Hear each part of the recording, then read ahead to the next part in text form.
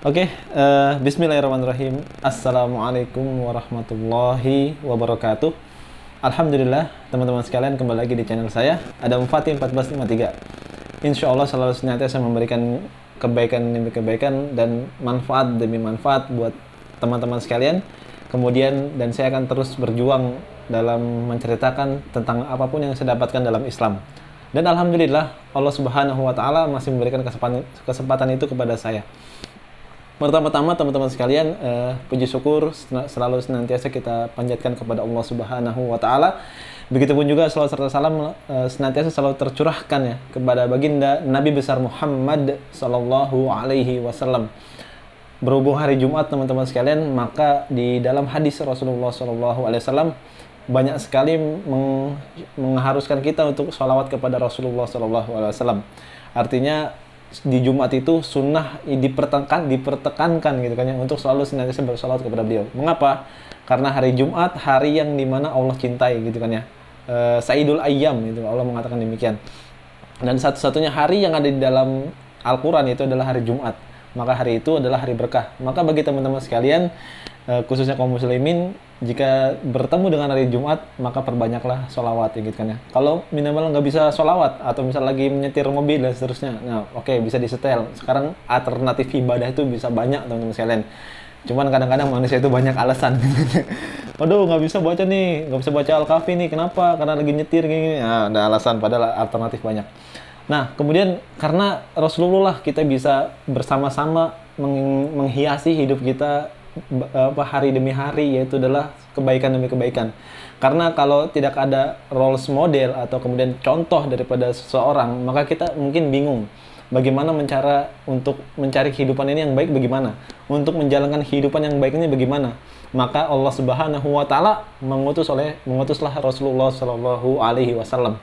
Allah mengatakan dalam Al-Quran surat Al-Jum'ah, dalam ayat tersebut Allah mengatakan, huwaladzi arsala rasulahu bil huda huwaladzi ba'atsa fil ummiyina rasulan minhum yatlu alaihi ayatihi wa yuzakkihim wa yu'allimuhumul kitaba wal hikmah. Artinya ketika Allah Subhanahu wa Ta'ala mengutus Rasulullah sallallahu alaihi wasallam itu untuk seluruh manusia. Bahkan di ayat lain Allah mengatakan kafatalin nas. Jadi kalau ada manusia yang ingin baik hidupnya, dunia maupun akhirat, maka contohlah Rasulullah. Kalau dia pengen ke dunianya aja, bisa nggak kira-kira? Bisa. Rasul mengajarkan itu. Rasul nggak serta-merta mengajarkan tentang bagaimana visi akhirat, tapi Rasul mengajarkan kepada manusia bagaimana cara hidup yang paling baik. Begitu artinya Allah Subhanahu wa Ta'ala mengutus Rasul itu rahmatan lil alamin gitu kan ya. Dari kemudian hamba yang kemudian tidak bisa membaca dan menulis, maka Allah Subhanahu wa Ta'ala memuliakan beliau sallallahu alaihi wasallam. Bahkan salah satu nabi yang disalawatkan oleh Allah Subhanahu wa Ta'ala hanya Nabi Muhammad sallallahu alaihi wasallam. Innallaha wa malaikatahu yusholluna 'alan nabi. Maka kemudian Allah Subhanahu wa Ta'ala menyerukan kepada orang beriman, ya ayyuhalladzina amanu shollu alaihi wasallimu taslima. Berkat beliau juga kita jadi bisa mengetahui cara ibadah yang benar kepada Allah Subhanahu wa Ta'ala seperti apa, gitu kan ya. Dari kemudian bangun tidurnya beliau, dari kemudian tidurnya beliau lagi, sampai di mana mengurusi segala masyarakat, memimpin negara, kemudian memimpin rumah tangga dan seterusnya. Rasulullah itu kasih contoh buat kita semua. Indahnya Rasulullah SAW ketika dia melakukan sesuatu, maka hikmahnya itu bisa kita ambil, Masya Allah. Dan itu ketika kita mencontoh itu Rasulullah, maka tidak ada yang kita dapatkan kecuali adalah kebaikan daripada Allah Subhanahu wa Ta'ala. Karena Rasulullah ketika melakukan segala aktivitas apapun, baik diamnya, tindakannya, ucapannya, itu bukan serta-merta hawa nafsu Rasulullah. Akan tetapi itu adalah wahyu yang disampaikan oleh malaikat Jibril kepada Rasulullah SAW. Artinya kita sebagai kaum muslim mempunyai role model yang sangat komplit gitu loh. Dan kemudian inilah yang dicontohkan oleh Rasulullah SAW. Nah, bagaimana kita untuk cara berterima kasih kepada Rasulullah atas segala contoh yang telah ia berikan kepada kita? Maka Rasul nggak minta muluk-muluk. Rasul nggak minta kemudian harus mencontoh sepenuhnya, enggak. Gitu loh. Makanya Rasul tuh saking baiknya ya. Rasul pernah mengatakan kepada sahabat, bahwa seluruh umat saya yang mengimani Allah dan Rasulnya, maka itu akan masuk surga, gitu loh. Akan tapi hadisnya belum selesai sampai di situ.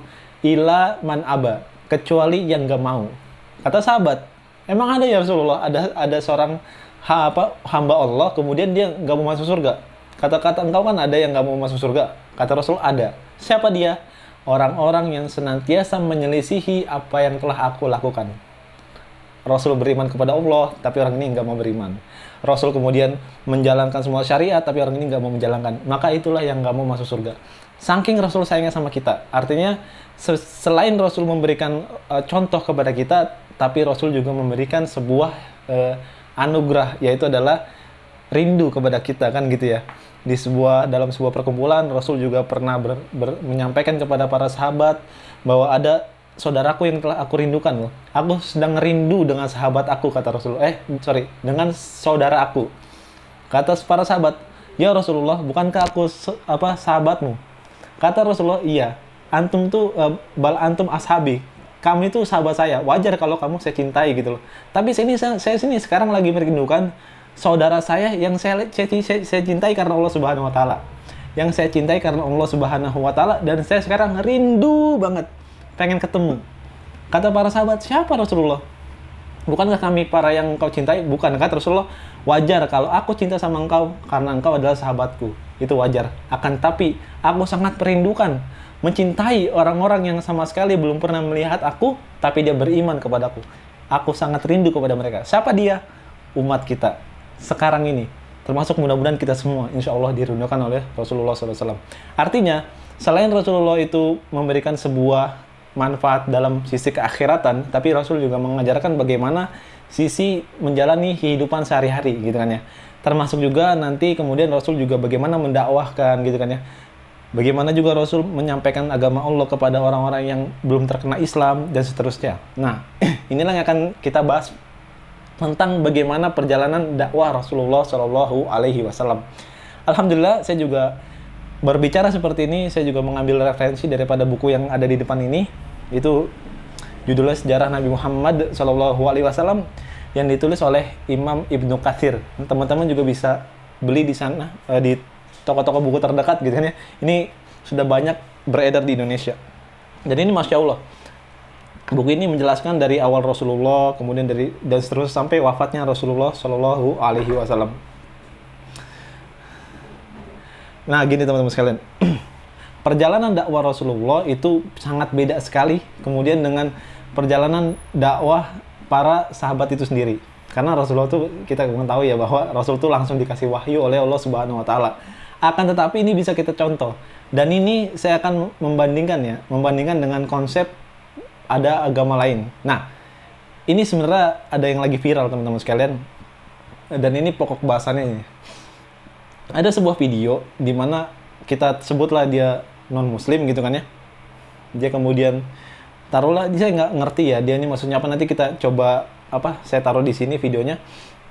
Dia kemudian katanya jual buku isinya itu mengajarkan tentang keinjilan gitu, tapi kepada orang Kristen gitu kan.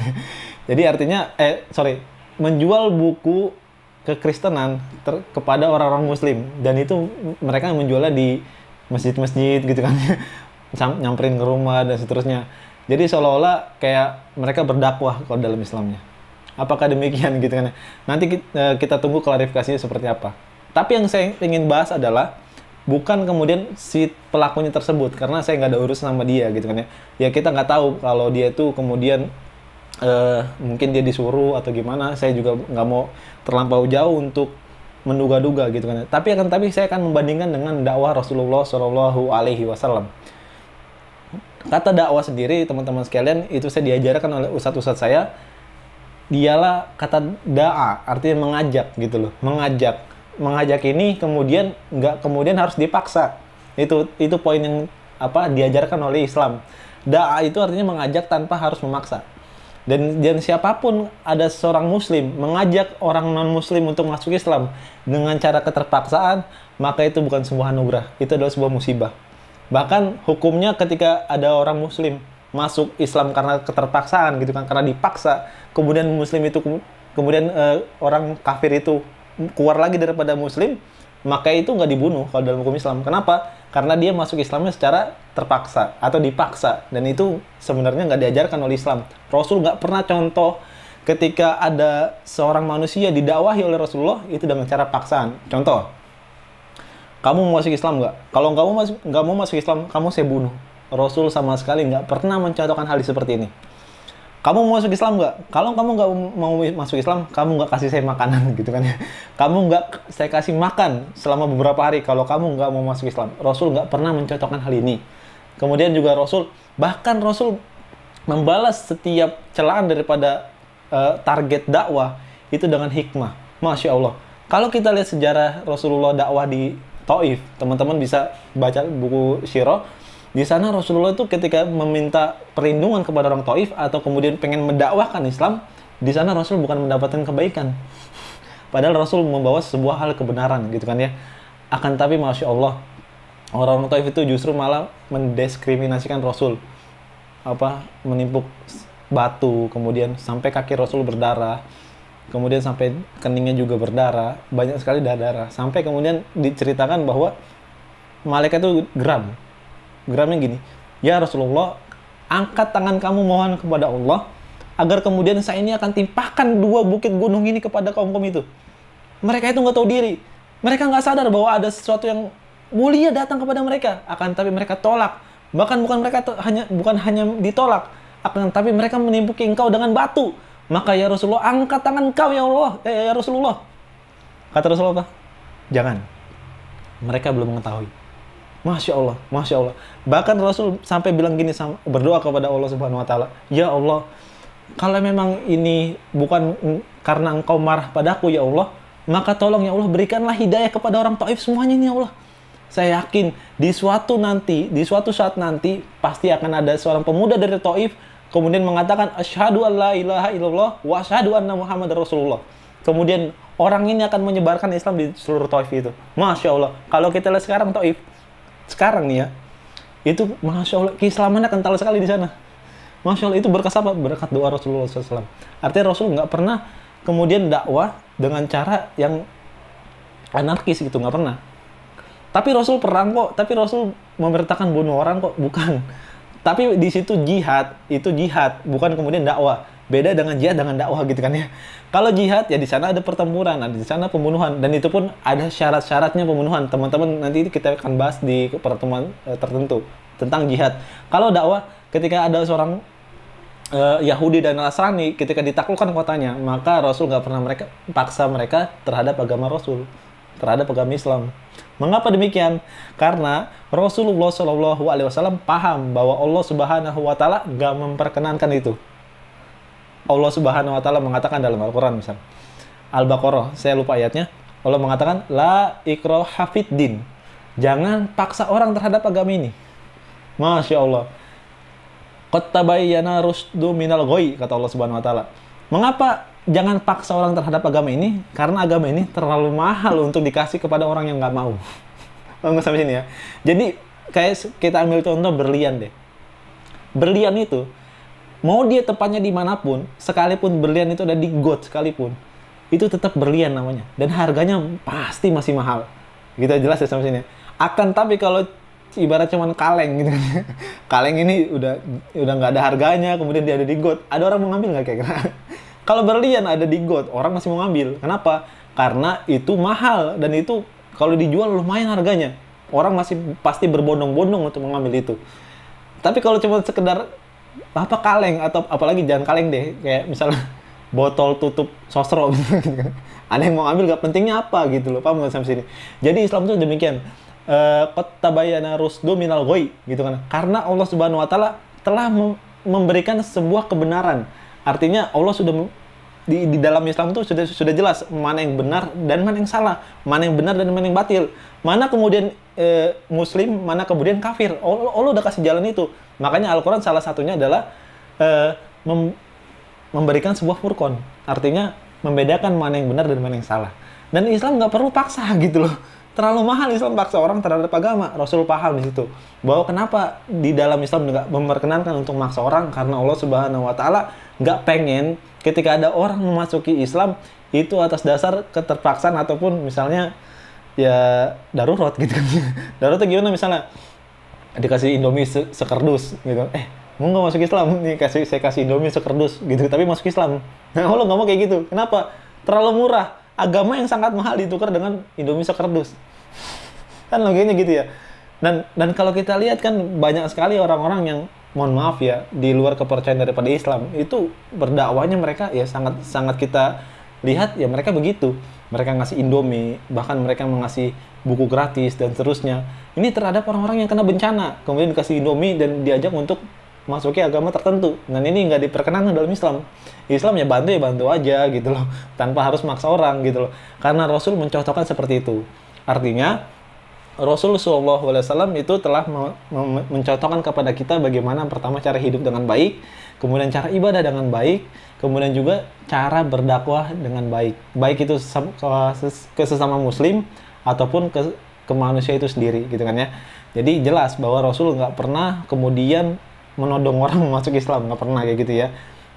Nah, ini beda. Nah, teman-teman sekalian bisa nanti saksikan di video lengkapnya dari yang saya bahas itu.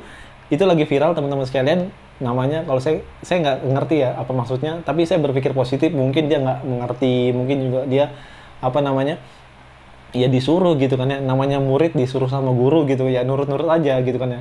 Rata-rata murid tuh kalau gurunya kencingnya berdiri, gurunya kencing berdiri, muridnya kencingnya sprint gitu kan ya. Kecepirit gitu dan seterusnya. Nah, mungkin itu ya saya saya nggak mau berpikiran terlalu jauh karena saya takutnya timbullah fitnah. Semoga ini ada manfaatnya buat teman-teman semua, dan jangan lupa untuk selalu senantiasa dukung channel saya. Untuk caranya dengan subscribe channel ini, kemudian di-share dan di-like. Kalau teman-teman sekalian ada yang ingin ditanyakan atau diskusikan, maka silakan ditulis di kolom komentar. Insya Allah kita akan buat, saya masih mengumpulkan pertanyaan-pertanyaan gitu loh terkait dengan kemualafan saya ya. Bukan kemudian tentang bully-bulian. Saya lihat di kolom komentar bukannya malah bertanya malah ngebully, ya nggak masalah. Karena orang ganteng tuh ya resikonya dibully gitu. Alhamdulillah. Ya, jadi gitu teman-teman sekalian. Sekali lagi teman-teman sekalian, mohon maaf kalau ada kata-kata yang keliru. Mudah-mudahan video ini ada manfaatnya. Insya Allah kita akan bertemu di video-video selanjutnya. Barakallahu fikum. Wassalamualaikum warahmatullahi wabarakatuh.